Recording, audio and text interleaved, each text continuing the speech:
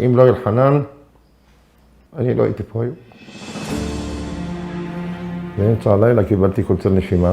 התחלתי לצעוק, אין לי נשימה, אני נחנק.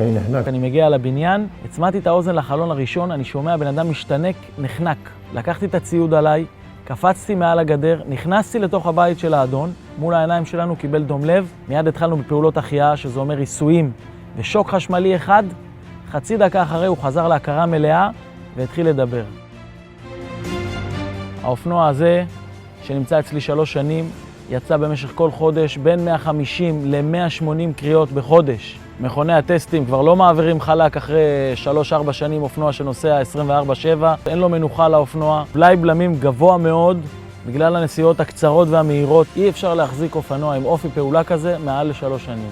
ההשלכות על חיי אדם הם מעבר לפינה, וזה מה שמפחיד אותי. אם חס וחלילה יקרה לי מצב שאני לא הצלחתי לתת מענה לחולה שזקוק לי, ואני קרוב, בגלל שאופנוע לא הניע, בגלל מצבר, בגלל דברים פעוטים, זה יהיה לי מצפון כל החיים. אני לא אסלח לעצמי על דבר כזה.